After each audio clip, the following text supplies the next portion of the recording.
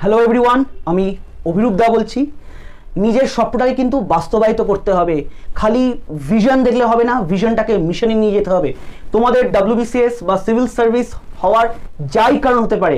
অনেকে হয়তো ব্রেকআপ হয়ে গেছে, গার্লফ্রেন্ড ছেড়ে চলে গেছে, কেন না তুমি গভর্নমেন্ট সার্ভিস করো না বলে। অনেক এরকম কারণ হতে পারে। অনেকের বাড়ি থেকে বিয়ের চাপ দিচ্ছে, এরকম নানা রকম কারণ হতে পারে। অনেকে হয়তো পার্সোনাল কোনো অ্যাম্বিশনে সিভিল সার্ভেন্ট হতে চাইছে। যাই কারণ হও না কেন, সিভিল সার্ভিস কিন্তু একটা ভেরি নোবেল প্রফেশন। এতে কিন্তু আমরা লোকের সেবামূলক এই ভাবনা চিন্তাই কিন্তু আলটিমেটলি নিয়ে আসি। এবং যদি নাও আসো, ultimately you will have to mould your self into that ideology of selflessly dedicated service towards people. যাই হোক, নিজের ভাবনা চিন্তাটাকে কিন্তু বাস্তবায়িত করতে হবে এবং it's time to get down to work. For that আমি একটা টার্গেট দিয়ে দিচ্ছি যে দাদা একটা টাইম টেবিল বা রুটিন করে দাও, যেটা আমরা ফলো করতে চাইছি। আমি একদম বেশি কমপ্লিকেটেড জিনিসটা আমি একদম পছন্দ করি না, বা আমাদের করা উচিতও না। খুব সিম্পলভাবে আমি একটা সিম্পল কিন্তু খুব এফেক্টিভ রুটিন যেটা আমি ফলো করতাম, আমি তোমাদের সঙ্গে শেয়ার করে দিচ্ছি। টাইম ম্যানেজমেন্টটা খুব ইম্পর্টেন্ট। আমাদের কাছে যদি মার্চ বা এপ্রিলে পরীক্ষা হয়, হোপফুলি এক্সামটা যদি এপ্রিলে হয়, তাহলে জানুয়ারি, ফেব্রুয়ারি আর মার্চ আমাদের কাছে রাফলি অ্যারাউন্ড 100 ডেজ আছে, বা রাফলি অ্যারাউন্ড 90 ডেজ আছে। তাহলে month 1 routine, month 2 routine, month 3 routine. Month 1 এর রুটিন আমি একটা স্যাম্পল রুটিন দিয়েছি। দেখো কি করব।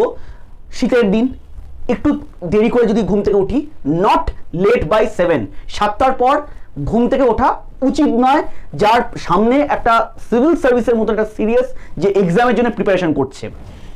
আচ্ছা, বারবার বলছি, অনেকে this routine is not full and final. তোমরা নিজেদের মতন করে একটু মডিফাই করতে পারো, বা মডিফিকেশন ডেফিনেটলি করে নিতে পারো। হার্ড অ্যান্ড ফাস্ট রুল নেই, কিন্তু মান্থ 1 এর রুটিনটা শেয়ার করছি। 7টা থেকে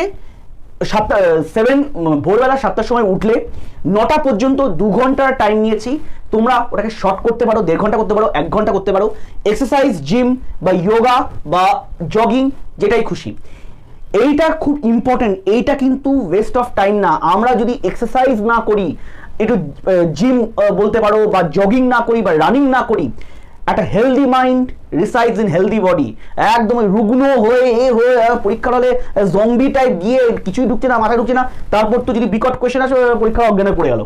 এই উইকনেসটা যেন না থাকে। একটা স্ট্রং ফিট হয়ে একদম যাব, এবং মাইন্ডটা অ্যালার্ট থাকবে। দেখবে অনেক বেশি পড়াশোনা তুমি করতে পারবে এবং মেমোরি পাওয়ারটাও বাড়বে। ওই জন্য এই জিনিসটা স্কিপ করো না।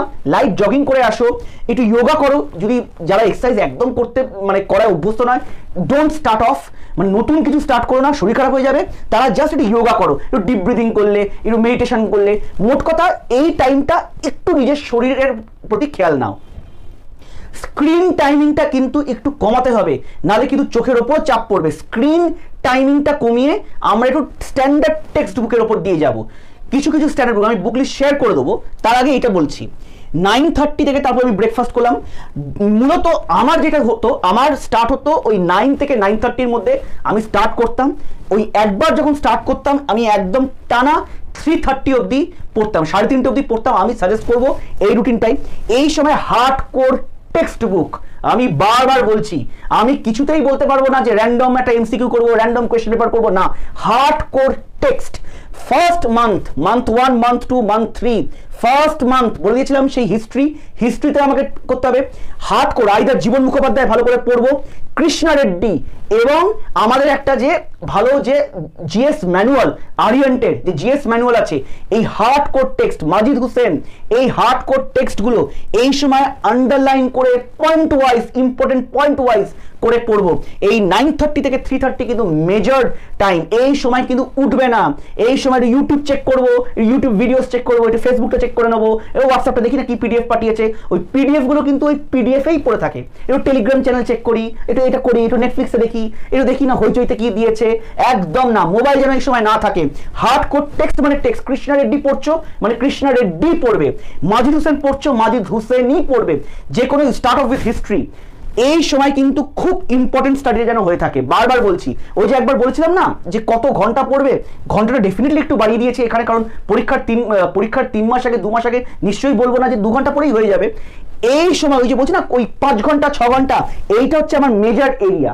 এই সময় এতটাই মনোযোগ দিয়ে পড়বো, যদি ভূমিকম্প হয়ে যায় মাথার ছাদটা যদি আমার না বাড়িতে ভেঙে পড়ে আমার মাথায়, আমি উঠবো না কিন্তু কেউ। এবং ভালো করে পড়লে এই সময় কেউ ডিস্টার্বও করবে না। গার্লফ্রেন্ডকে মেসেজ করছি, একে টেক্সট করছি, একটু বন্ধুকে ফোন করি, তোর কথাটা এগিয়েছে, একটু ওকে ফোন করি, এগুলো টেনশন থেকে আসে। এগুলো কিচ্ছু না, টেনশন হয়ে গিয়ে ওই একজন টেনশন হচ্ছে, ওই জন্য ও তার বন্ধুকে ফোন করে ওকে টেনশন দিচ্ছে, ও আবার তাকে টেনশন দিচ্ছে। গ্রুপ স্টাডি শুরু করে দিয়েছে। গ্রুপ স্টাডি খুব ভালো, এফেক্টিভ গ্রুপ স্টাডি যদি গ্রুপের 5 জন মেম্বারই সিরিয়াস হয়। ওই গ্রুপের মধ্যে যদি 1 জন থেকে 2 জন মেম্বার যদি সিরিয়াস না হয়, ওই পুরো গ্রুপটাকে কিন্তু নষ্ট করে দেবে। সে নিজেও ক্লিয়ার করবে না, অন্যকেও ক্লিয়ার করতে দেবে না। ওই জন্য এই সময় যাই করো, this is the time for hardcore text based serious study, আর কিচ্ছু নয়। 3:30 থেকে 5 রেস্ট নাও, একটু ঘুমিয়ে নিতে পারো, ডেফিনেটলি এর মধ্যে লাঞ্চ, তোমার লাঞ্চ টাঞ্চগুলো ইনক্লুডেড। 5টা থেকে 9টা সন্ধ্যেবেলার দিকটা আমি যে টেক্সট পড়েছি, আমি যদি কৃষ্ণ রেড্ডির একটা আইবিসি চ্যাপ্টার পড়ি, আমি যদি গুপ্ত ডাইনেস্টি পড়ে থাকি, আমি যদি মিডিয়েভাল এজ পড়ে থাকি, আমি যদি আইএনএম পড়ে থাকি, আই উইল এক্সপেক্ট, বা আমি যেটা করতাম এই 5টা থেকে 9টা এই সন্ধ্যের টাইমটা পুরো এমসিকিউ গুলো খুব সুন্দর করে প্র্যাকটিস করতাম। দেখবে অনেক সময় এমসিকিউ প্র্যাকটিস করতে করতে যে ওইটা কিন্তু আমি কোনো দিন বলতে পাইনি, ওইটা কিন্তু আমার একটা নতুন জানা হয়ে গেল টেক্সটের মতন।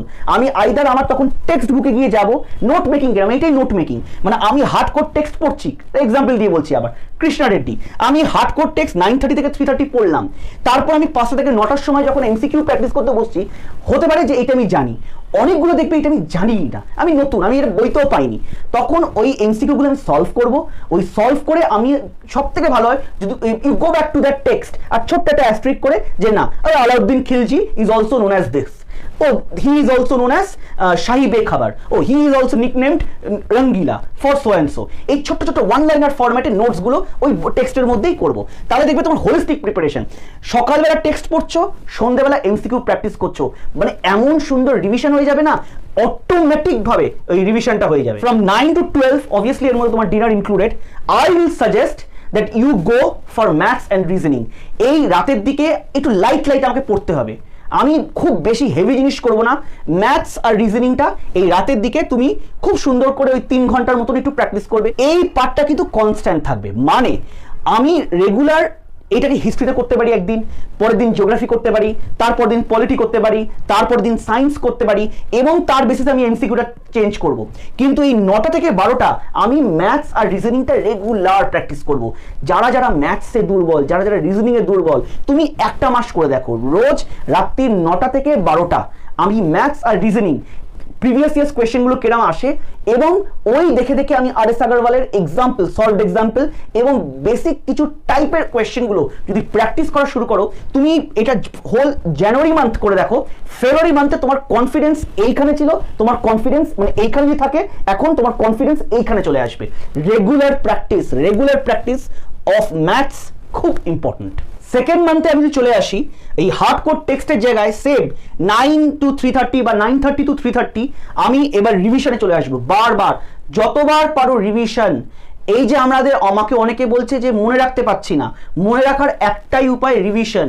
তুমি আর্টিকেলসগুলো যদি বারবার না পড়ো, তুমি অ্যামেন্ডমেন্টসগুলো যদি না পড়ো, তুমি কত রকম ইন্ডিয়ান ন্যাশনাল মুভমেন্টে কত সোসাইটি আছে, কত সমিতিজ আছে, কত কংগ্রেসেরই কত মিটিংস হয়েছিল, কত বুকস অ্যান্ড অথার্সের নাম আছে। রিভিশনটা কিন্তু খুব ইম্পর্টেন্ট।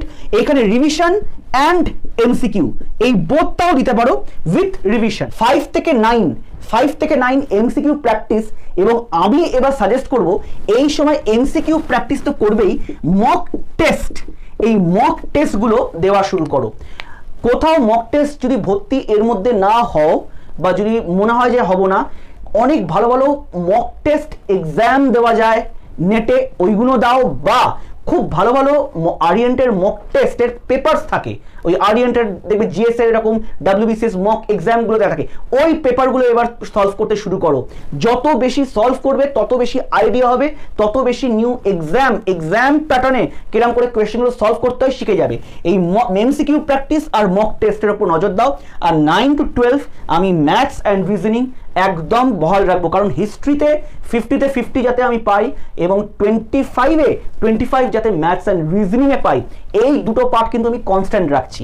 এটা ফুল প্রুফ কোনো রুটিন না, জাস্ট একটা রাফলি আমি একটা তোমাদের একটা গাইডলাইন দেওয়ার চেষ্টা করলাম। এই গাইডলাইন নিয়ে পড়ো, ডেফিনেটলি অনেকটা উপকার হবে এবং কনফিডেন্স লেভেল থেকে শুরু করে অনেক কিছু দেখবে খুব খুব অল্প সময়ের মধ্যে আস্তে আস্তে বাড়তে শুরু করবে। জাস্ট সিনসিয়ারলি এক্সামের জন্য প্রিপারেশনটা নাও এবং একটু সিরিয়াসলি নাও, একটু সিরিয়াসলি। ওই যে অনেকে বলে না ডিমোটিভেটেড হয়ে যাচ্ছি, ডিমোটিভেটেড আমরা তখনই হই যখন আমরা নেগেটিভ চিন্তাভাবনা করছি। মানে কি হবে যদি এক্সামটা ক্লিয়ার না হয়, কি বলবে পাড়ার লোক, কি বলবে ওই কি বলবে, কে কি বলবে একদম ভুলে যাও, এটা তোমার জীবন। একদম মাথাটা হালকা করে, মানে ওই পাড়ার লোক কি বলবে, বা একে চ্যালেঞ্জ করেছিলাম বা ওকে চ্যালেঞ্জ করেছিলাম, একে চ্যালেঞ্জ করেছিলাম যে ওর সামনে দিয়ে নীলবাতি নিয়ে ঘুরে যাব, একে চ্যালেঞ্জ করেছিলাম, এই সব নেগেটিভ চিন্তাভাবনা বা নেগেটিভ কনোটেশন একদম ভুলে গিয়ে চিন্তাটা থাকবে কি, বাবর কি করলো, শাহজাহান কি করলো, আকবর কি করলো, তাজমহল, এই জিনিসগুলো একদম মানে একাডেমিক ভাবে একদম মানে নেগেটিভ চিন্তা ভুলে গিয়ে কে কি বললো, না পেলে কি হবে, পরের বছর করবো আবার, এইগুলো নেগেটিভ চিন্তা ভাবনা এবং নেগেটিভ চিন্তা ভাবনায় কিন্তু টেনশন, স্ট্রেস এইগুলোর একদম মানে একদম উৎস যাকে বলে জন্ম দেয়। ওইগুলো না চিন্তা করে কোন এমসিকিউটা পারবো না, পারলাম না, কোনটা রিভিশন দেবো আবার, এই যখন আমি আজকের পড়াটা শেষ করলাম পরের দিনে কি পড়বো এই প্ল্যানিংটাও কিন্তু করে রাখবো। যে আজকের আমি হিস্ট্রির মিডিয়েভাল পর্যন্ত পড়ে রাখলাম, অনেকদিন হিস্ট্রি হয়েছে, কালকে একটু জিওগ্রাফিটা দেখি, আচ্ছা জিওগ্রাফির এই পার্টটা আমি দেখলাম, তাহলে এবার একটু পলিটিটা দেখি, বা পলিটির এই পার্টটা গুছিয়ে এনেছি, এবার একটু রিজার্ভ ব্যাংক আরবিআই ফাংশনটা একটু দেখে নিই, আচ্ছা ফিসকাল ডেফিসিটের ওই পার্টটা একটু দেখে নিই, এর যদি কোনো এমসিকিউ থাকে কিরকম এসছে একটু দেখি, তো ডাব্লিউবিসিএস প্রিলিমসের পাস্ট পেপারের এমসিকিউগুলো সলভ করে নিই। এইভাবে যদি 3 মাস মান্থ 1 মান্থ 2 মান্থ 3 যদি করতে পারি, কে আটকায় তোমাকে প্রিলিমস পাস করার থেকে? ডেফিনেটলি কেউ আটকাতে পারবে না, কিন্তু করতে হবে। মানে আমি ভাবলাম যে পারবো, এই ভাবনা চিন্তাটাকে আমাকে এক্সিকিউট করতে হবে। এক্সামের মধ্যে আমার একটা পোস্ট আছে ডাব্লিউবিসিএস এক্সিকিউটিভ, এক্সিকিউটিভ হতে গেলে এক্সিকিউট করতে হবে। ডিএসপি হতে গেলে ওই ডিএসপির যেমন জোশ থাকে ওই জোশের সঙ্গে এক্সামটার জন্য প্রিপারেশন নিতে হবে। তাহলে এইভাবে এগিয়ে যাও। আমার তরফ থেকে best wishes, merry Christmas, happy new year. একটু হ্যাপি নিউ ইয়ার ডেফিনেটলি 2020 চলে যাচ্ছে, 2021 আসছে, একটু নিউ ইয়ারের সেলিব্রেশন একটু কাটেল করে একটু হিস্ট্রি, জিওগ্রাফি, ইকোনমিক্স, পলিটি এইগুলোর দিকে একটু যাও।